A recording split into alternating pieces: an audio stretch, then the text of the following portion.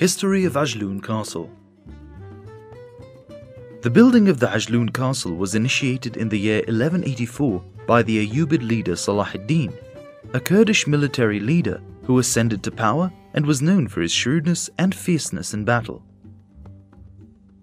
To many, he is considered the force which drove the Crusaders out of Jerusalem in 1188 AD in the Battle of Hattin in Galilee, and with that victory ended centuries of Crusader occupation of the Holy Land.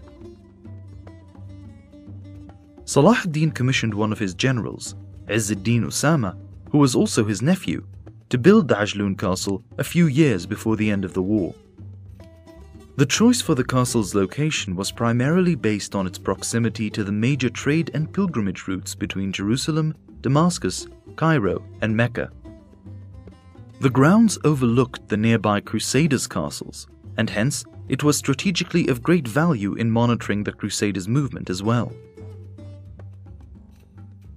It is a day's trip on horseback to the castle of Karak, where Renaud de Chatillon wreaked havoc all over Palestine and Transjordan with his recklessness and ruthlessness. It is also a day's trip to Jerusalem and the castle of Belvoir, also known as Kawkab al-Hawa in Arabic, in Bisan, Palestine, and again the same short distance from Damascus, the center of Salah ad-Din and the Ayyubids' administration. Another major factor in choosing this spot was its proximity to the iron mines. Iron, a major component for making weapons for the army, was a very valuable commodity at that time, especially after the Catholic Church imposed a ban on the sale of iron to Muslims. But life could not be sustained or flourish without food or water, and here they were plentiful. The moderate climate and fertile lands surrounded the castle. Plenty of rain and a river supplied it with all the fresh water it needed. The castle sits on what was known as Auf Mountain, or Jabal Auf in Arabic, in reference to the tribe which had settled there. Bani Auf voiced their objections to building a castle in their midst, but Izz ad-Din Usama used cunning and persuasion, and the building process finally commenced in the year 1184.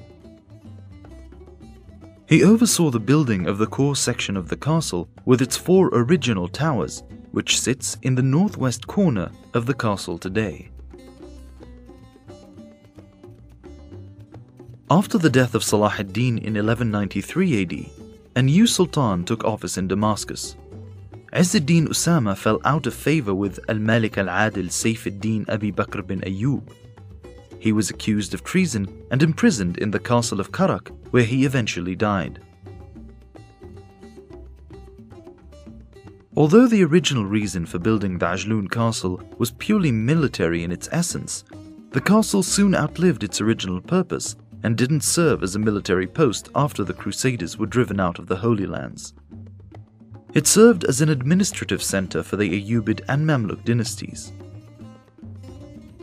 In 1258 AD, the Mongol army invaded Syrian lands and defeated the Muslim armies, then went on to occupy and destroy many Muslim strongholds in the area. The Ajloun Castle was among those structures that suffered at their hands for a brief time. However, the Mongol army was thrown out 2 years later in 1260 by the Mamluk Sultan of Zahir Baybars, who was in office in the years 1258 to 1277 and ordered the rebuilding of the western part of the castle. In the early 16th century, it was used as an administrative center by the Ottoman government serving this part of the empire. But an earthquake in 1837 and another one in 1927 destroyed much of this mighty castle, and it was abandoned except by a few locals who called its labyrinth of hallways and passages home.